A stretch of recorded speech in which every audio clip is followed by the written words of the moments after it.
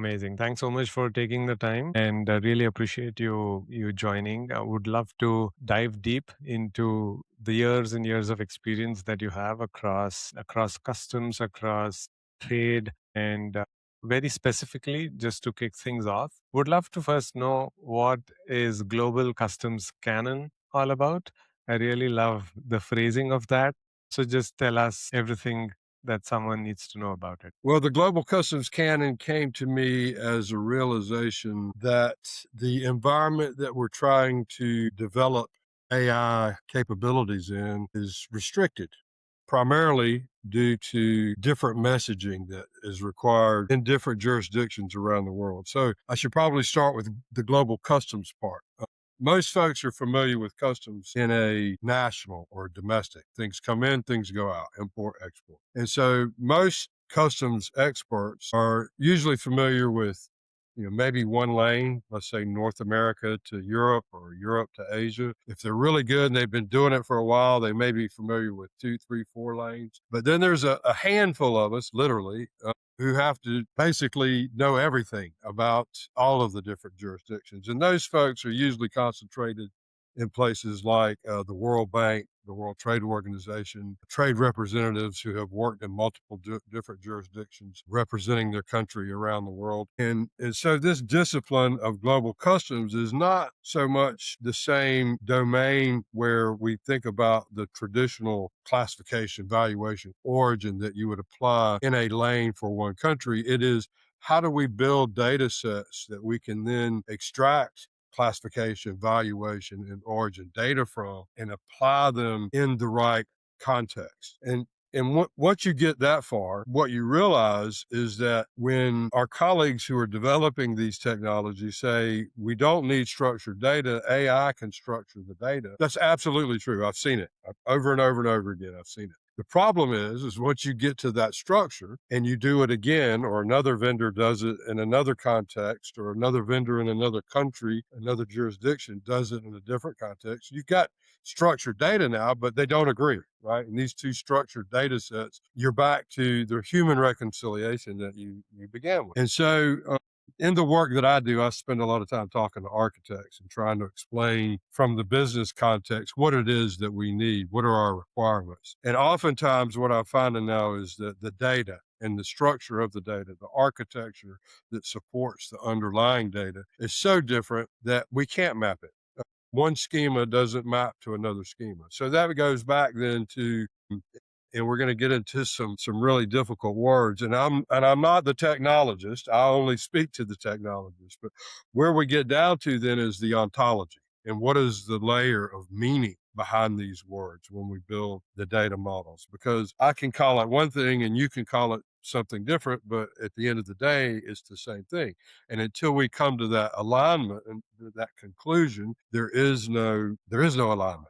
And so how do we get to the canon? So we got the global customs part. What is the canon? Well, when you're working across multiple different applications and systems, it's important that these systems use the same vocabulary, the same glossary, the dictionary of terminology, data definitions, if you will. And the world that I work in, we call those canonical messages. So we have canonical messages that we use to collect information from the customer and from booking applications. We use yet another canonical message, mostly pass around within the DHL network. And then finally, we have a third canonical message that we use when we construct the messaging to the regulatory authorities, because they have all these different messages as well. And so these three canonical messages build the basis for what I call the canon. Now, be it in my context or some other organization may only use one canonical message, that canon needs to be more than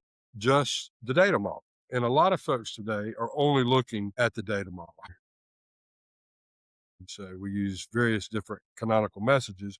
And the meaning there is not just the definitions that go into the data model, but how do those meanings get interpreted in the different contexts that they're applied to? And that's what the Global Customs Canon attempts to address. It's not just that we need semantic alignment and a common ontology, but we also have to be able, when the rules change, so that's a geopolitical influence, has nothing to do with customs. We have financial influence because we have tariffs that are coming in and going out in multiple different jurisdictions. And then the legislation itself needs to be aligned. Can't have legislation in one country like we see today in China that conflicts with legislation in another country like, say, the US. So the canon is meant to address more than just the data model. That's the first and the foremost. Let's at least speak the same language.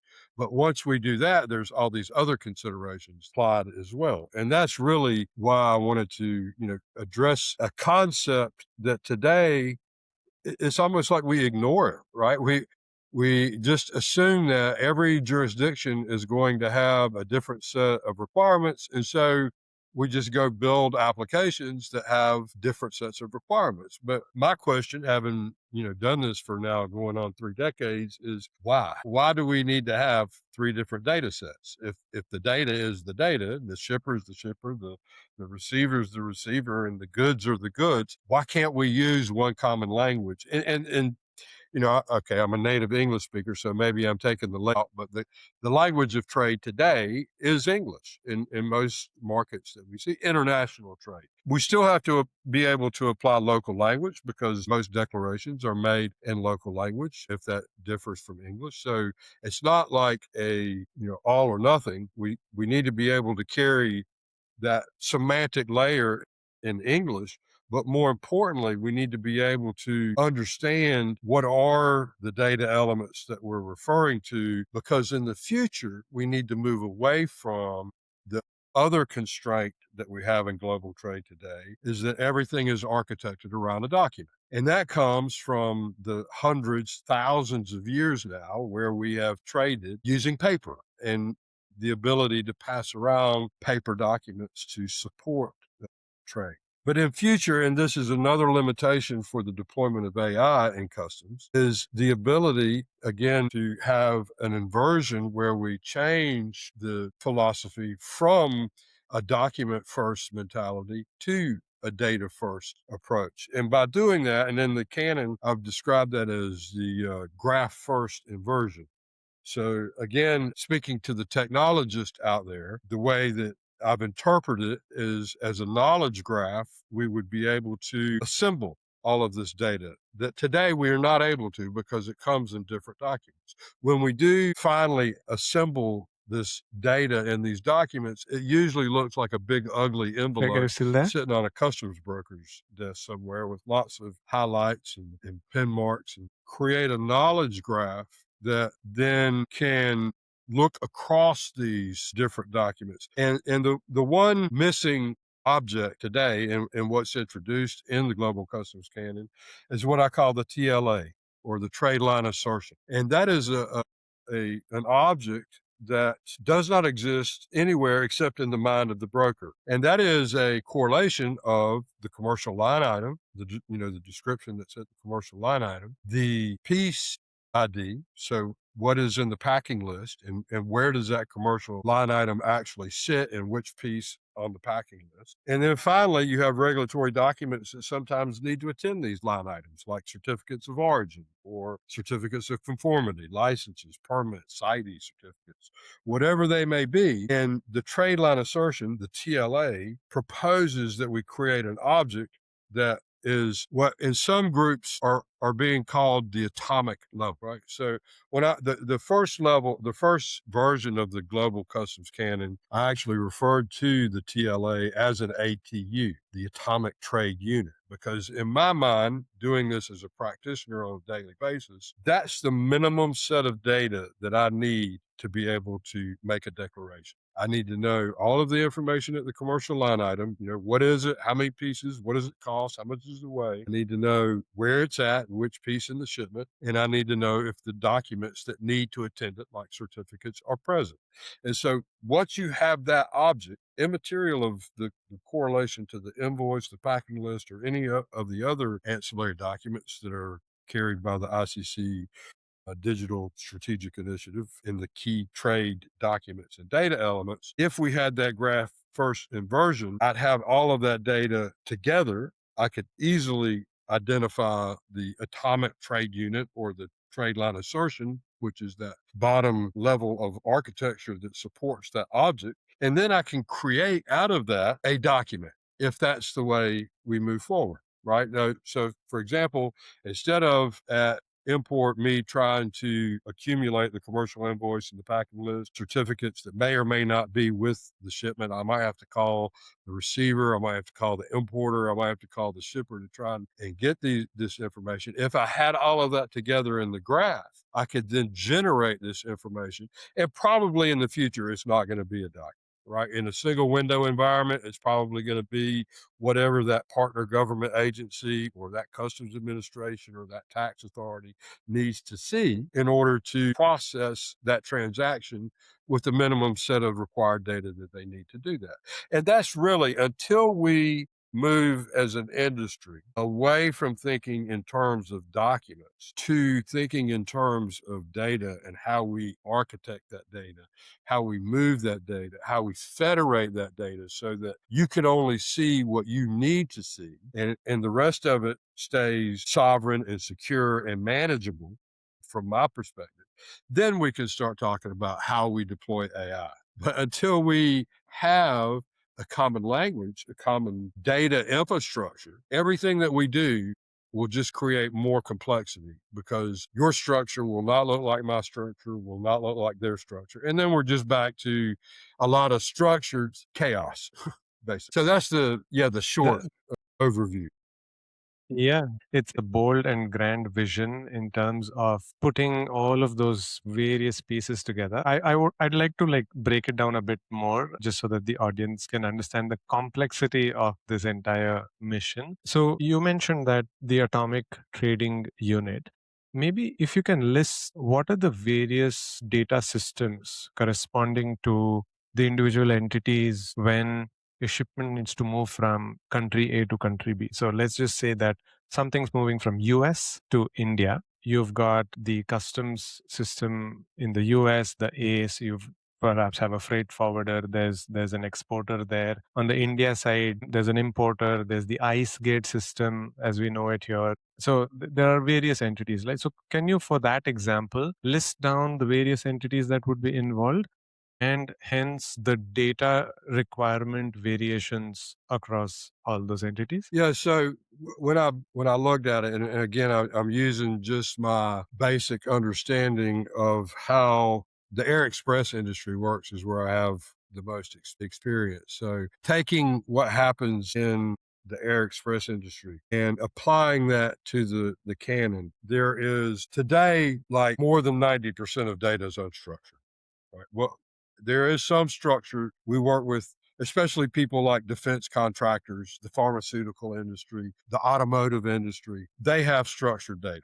It's when you're working with, 30, 40, thousand different suppliers, you need to be able to talk to your suppliers and your upstream and downstream stakeholders. So in industries that are more sophisticated, we see that. Unfortunately, the other 90% is not like that. It's ad hoc. It's coming from a small manufacturer in an Asian country to a small distributor reseller in Africa or South America. So there is no common structure.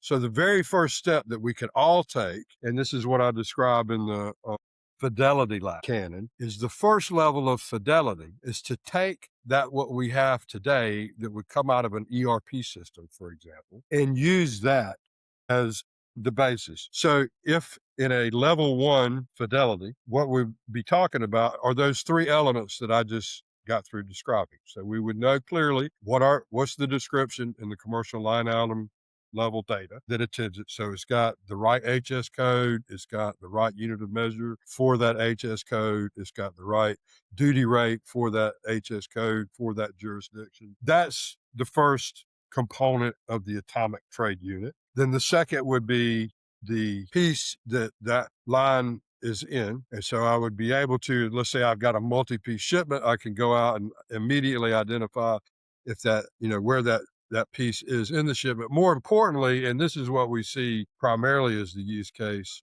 and once I tell you, you'll have that aha moment. Let's say you've got 4 or 5 pieces, right? And it's let's just say for round numbers, it's a 10,000 euro ship. 4 of the pieces arrive, the 5th one goes missing, never is found. Maybe there was a fifth piece, maybe there wasn't a fifth piece. Maybe it just looked like 5 pieces on the paperwork. But in any case, only 4 pieces show up. What we see a lot, especially in attempted fraud, is that lo and behold, guess what? That the most expensive part of that consignment was in that missing piece. So now customs is saying, well, the customer saying, I don't want to pay duties and taxes, because customs is saying, you got to pay me duties and taxes. You declared 10,000 euros. Yeah, well, I only got 4 pieces. 8,000 euros of that didn't show up. And now we have a discrepancy with customs and a lawsuit. And this is not unusual, right? This is not atypical. This happens thousands of times, hundreds of thousands of times every day, right, across. So the first thing we need to be able to do is that level 1 reconciliation. Did you give me what you told me you gave me, and do I have it, right? And once I have it, can I declare it the way it's supposed to be declared? And once you can do that, you've built that TLA. So now you know everything in the first level of what you need to know to secure the transaction. Now, if we want to move into automation and we want to have what's commonly called now TNC, or trust and check, with some of these vendors, and we see it could be under the premise of AEO, an authorized economic operator, a super AEO. We're seeing things now like green lanes, super green lanes, and these kinds of initiatives assume moving up the fidelity level. So when you get to level 2, for example, now we're talking about adding things like SSCC IDs, which are the GS1 barcodes that all shippers would stick on the package when it comes through the process. Probably even the driver or the courier who picks up your shipment would put these labels on the packages as soon as they pick them up. They scan them with their handheld device. And now we have a piece level resolution with a GS1 barcode that can be registered through EPSIS, the EPCIS 2.0, and that then tells us there are 5 pieces, right? There's no more discrepancy. Was there 4? Was there 5? Now we know. The courier put on the label. He scanned all the labels. We've got 5 pieces. That's important because in many modern processes today, we're using IoT, right? The Internet of Things and IoT sensors. And we're still got technology that's left over from, the last decade and even before that. Passive NFC, RFID. We're using all kinds of smart tags, and now we have air tags, and all kinds of GPS location devices. So piece level reconciliation is no longer a challenge. It just needs to be considered. And how do we integrate that into the message? And then when you take it to the next level, and these, by the way, are new. None of these I made up. This is stuff that's already working in the network today. I took examples from different jurisdictions that we work in and looking at what different both the authorities as well as some of the bigger MNCs are doing. And these are processes that they've enabled today. I mean, if you're a pharmaceutical company, one of those blue barrels, the blue barrels that you see everywhere in the plastic, one of those can hold up to depending on the pharmaceutical, 3, 4, 5 million euros, right? They can't afford for one barrel to go missing. And that's not a good thing. So I just took the technologies that were out there today, and how could we then apply that across what we're already doing? And that takes us to then the third level of fidelity, which is verifiable credentials. And now this is something that's already being deployed by UNCFAC through their UN Transparency Protocol and using W3C verifiable credentials. So now I can, and not just for identification of organization registration, but also for documentation. So I can apply those same W3C VC principles to a certificate of origin, for example. If I can get the issuing authority to use the technology on the verifiable credential, that I could then pass that verifiable credential to the next jurisdiction that needs to have that information. And then finally, when you have all 4 of those levels, then you can start thinking about things like a super green lane, like I mentioned earlier, where if the data is correct, if it's been verified at the source in the factory, if you've got the same barcodes and it's passed physical inspection at destination, you've got the verifiable credentials. Now you still want to do some auditing and spot check, but the principle would be much like, I don't know if you've ever flown into Singapore, but when you get off the plane and you walk to the gate, it's all done. You get to the gate just opens and you walk through. It takes, seconds to clear customs. And that's because you've pre-registered, right? I go online, I give them my information, I give them a copy of my passport. They could do all the screening and scanning. So once I present myself, the gate's open because everything is already cleared out. That's the way the canon, when all 5 layers have been invoked, should work, right? And that concept I've called the bilateral digital twin. Right. So this BDT, the bilateral digital twin, is the carrot, if you will. Why should customs administrations do this? What is the benefit of doing this?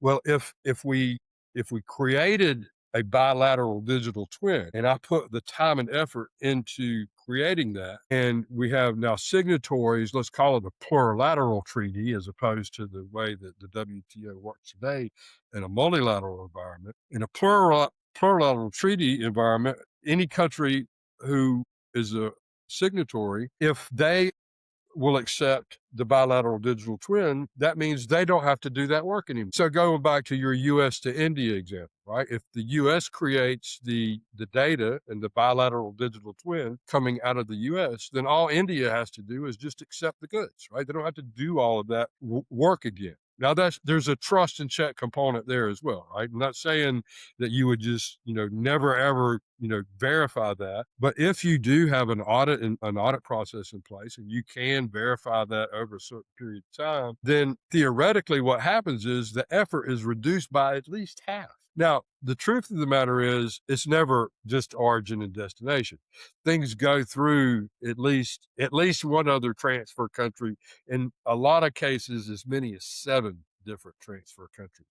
And every one of those countries is processing and re-entering data every time the shipment arrives. If we had the concept of a knowledge graph where the bilateral digital twin would just be produced at the touch of a button, nobody has to enter anything anymore.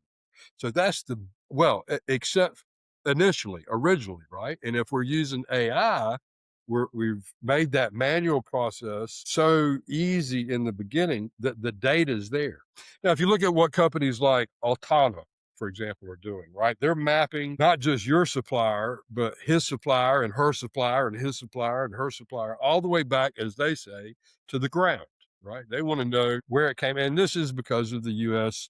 Well, it started with the Forced Labor Protection Act with textiles, but now it's basically going everywhere because we got, problems with where we're sourcing cobalt, with problems with where we're sourcing lithium. There's always been problems with where we source gold and diamonds. And those are things that we also use in technology as well, right? They're not just jewelry things. So sourcing is until we have a just and fair world, unfortunately, there are people out there who exploit other people, and we have to protect against that. And so that's in my mind, the primary driver of this is, okay, the bilateral digital twin brings a lot of benefit just because of the reduced effort. But here's the other big problem with global trade today, okay, is that there is no reconciliation, right? I export those goods out of the U.S. and I say I'm taking them to India, right? But what stops me on the high seas of transferring those goods to another vessel that then goes to North Korea or Iran or wherever, right? Not to where they said they were supposed to go. Well, there is no reconciliation. Nobody ever goes back to the U.S. Customs and says, hey, you know what? Shay exported these things from the U.S. because he said he was going to take them to India, but he didn't. That feedback mechanism just doesn't exist. Unless, of course, you get caught, right? U.S. Coast Guard or Interpol or somebody's doing some type of operation and they stumble across some of these things. But there are some projections that the black market now, because of what's going on with the decoupling in the China and U.S. lane, is actually bigger than the white market, if you will, right? The legitimate market for the trade in goods.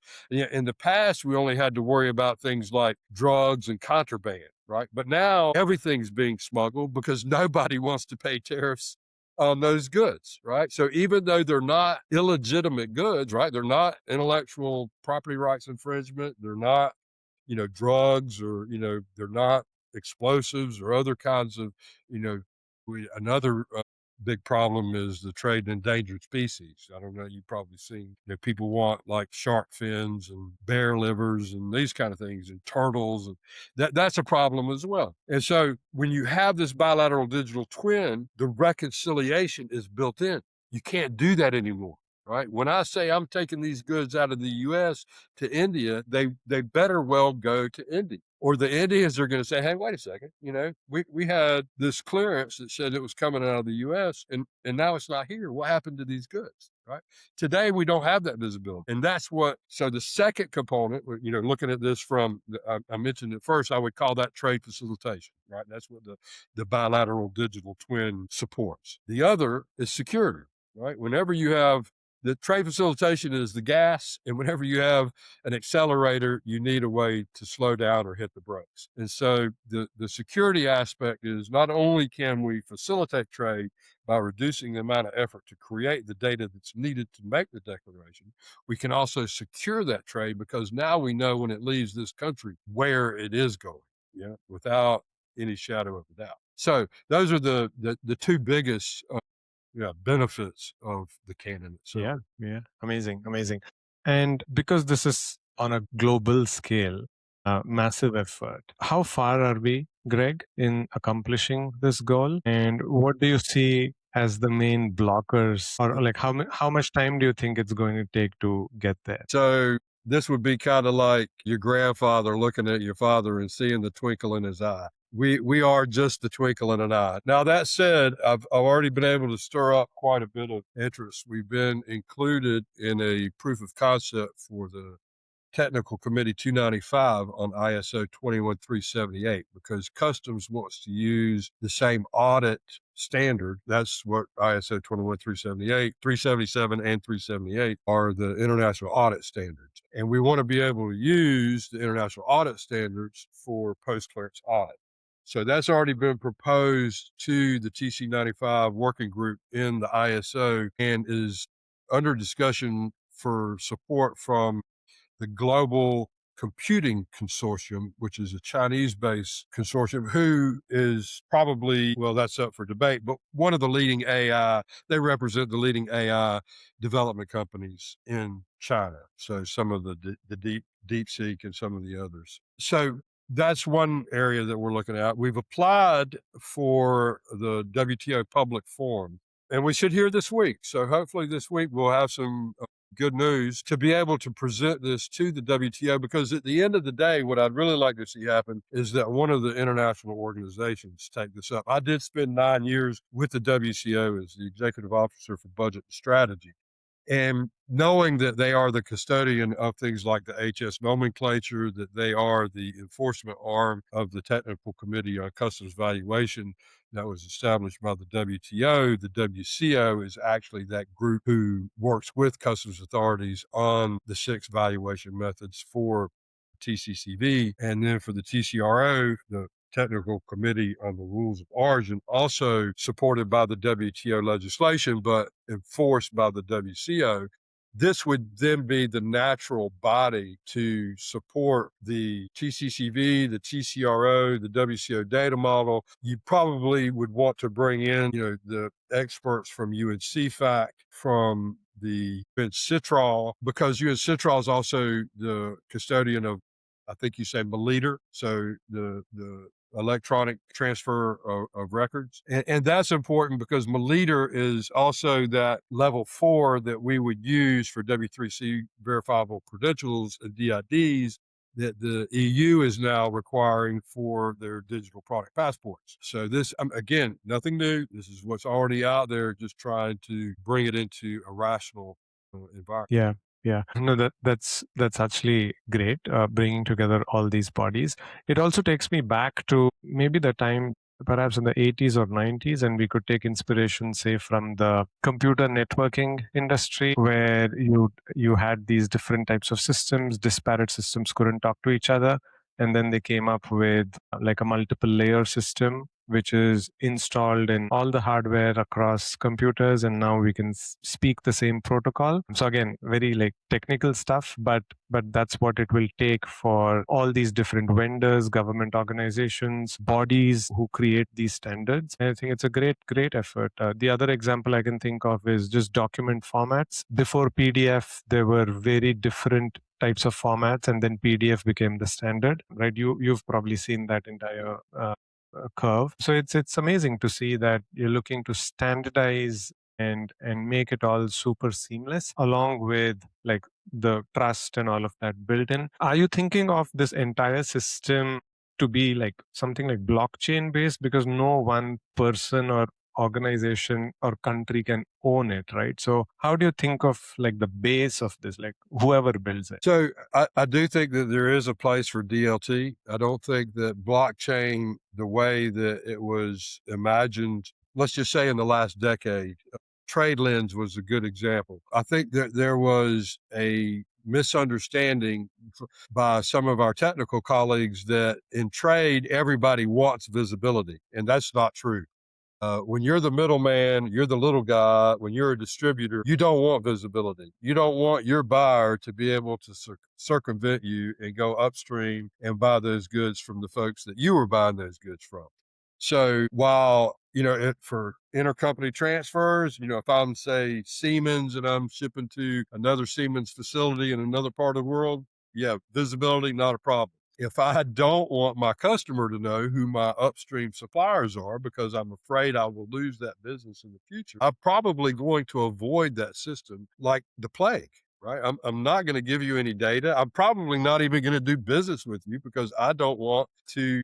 It would put me out of business if I were to lose my customers. So the benefit of the canon and where DLT then comes in is what, again, I'll go back to Altana, and they've referred to as federated learning. And in the early days, so I've been developing customs clearance applications for almost 30 years. And when I was at the WCO, the director of customs for Belgium, because SWIFT, the Society of Worldwide Interfund Bank Transfers, sits in Belgium, he had that model readily at his hands. And he often said, we need a SWIFT for customs, right? So if I go, for example, as an American living in Germany to a restaurant in Brazil, and I give them my MasterCard, and let's say I run up a $500 bill, they don't need to know how much is in my account. They only need to know that that piece of plastic is going to cover that debt, right? And all of the technology sits in the chip in the card to secure that. I don't know how much the restaurateur has in his account. She doesn't know how much I have in my account, but the transaction itself has been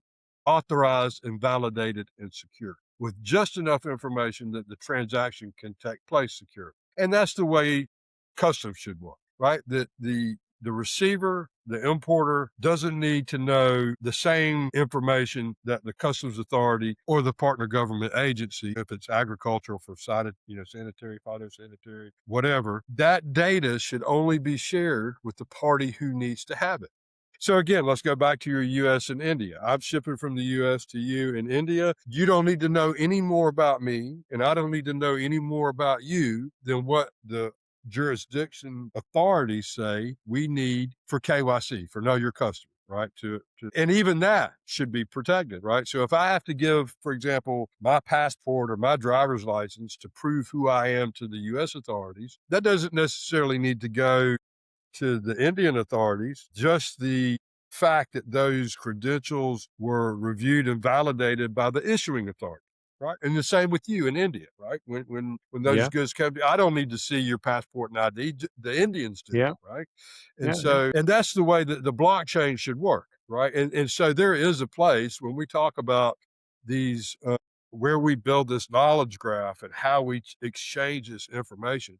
And look, the reality is some of the most advanced environments, for example, in Abu Dhabi, because Abu Dhabi is the most advanced AI deployment in customs today, they've already moved to blockchain for their financials. They're not going to move away from that just for customs, right?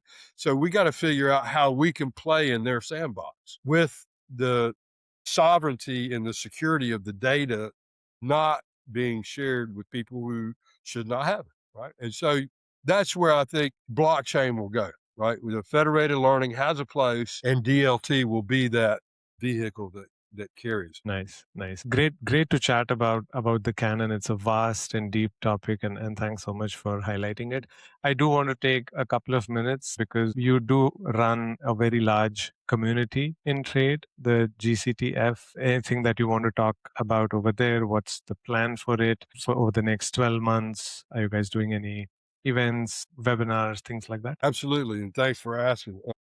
We haven't announced it yet, but I guess now's a good time. I'm working with, I've got a new volunteer working with me, Sylvia Novak, and she's our director of community engagement. And she has taken it on herself to organize our first webinar for the year. So on July 29th, in just 16 days, we're going to have a next gen, it's a young professionals webinar series. We actually have Jose from DocuShield. He's the founder of DocuShield, working with some University of Warwick students who have positions. They've graduated. They're no longer at the University of Warwick, but they're all in London, and they all work in international trade. And so we're going to be talking about the future of customs on the 29th of July. That's our first webinar. And then, like I said, we're waiting for the WTO announcement for the public forum. Hopefully we'll be there in September. Regardless of whether we go to the WTO public forum in September, we will organize and try to attend some other workshops and conferences. I've got a panel already selected and in place if we are selected for the WTO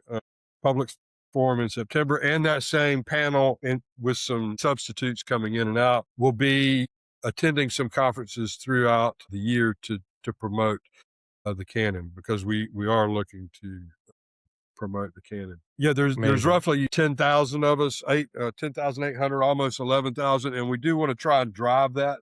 So looking at how we can increase even more so. The forum really serves two purposes. One is a way to share knowledge with what's going on in the network and what's happening around. So whenever there's changes to customs, but also as a community, so that when there are opportunities that come open, because look, the reality is this domain has now made its way to the C-suite. And customs is no longer a back office function. If you're still treating it as a back office function, you probably should reconsider that right away. It will have significant impacts, and the changes are not going to stop. The regulatory changes will only continue to accelerate as the technology is able to make those capabilities available. So yeah, I'm looking forward to even more. I think what's going to happen next is, and if you stop and look at history, right?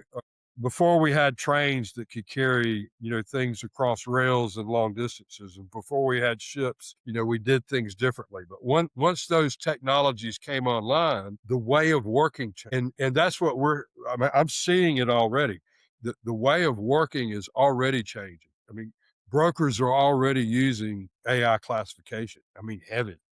And the bigger ones are using it in even more intensively. Other areas of the business, like how we define or classify a customer, how we categorize or classify a document, how we categorize or classify data itself is changing in the way we use that data. So not only will, I think, we migrate from documents to data, but even the way we work with that data will change.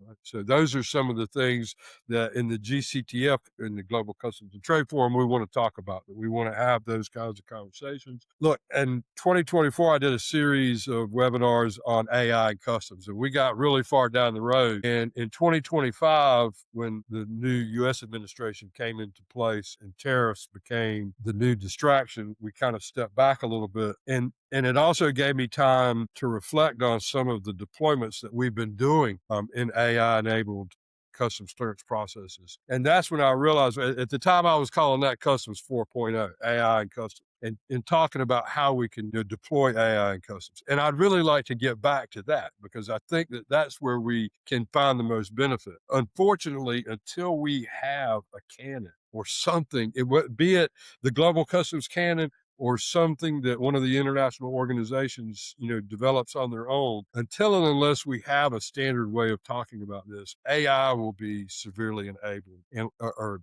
Yeah. not enabled, and we will Mhm. not be able to move forward at the Mhm. scale that we could, right? So if you look at, for example, how AI is moving through the financial sector today or through the banking or the insurance sector, because they have canons, right? They have, when you move money around, there is no arbitrariness to it, right? There is no ambiguity. When we move money around, it's very specified, right? And it's there is yeah, there's no, they do it one way, we do it another. If you want to have a secure transaction, everybody has to do it the same. Yeah, absolutely. Absolutely. Greg, this has been amazing. Thank you so much for shedding light on fairly complex and grand topics. I mean, people just think about their own problems, whether it's an importer or exporter or a government body. You're trying to tie everything together in a standard, which I think is a humongous effort. And I really appreciate you and the group doing this. Fantastic. It's been my pleasure.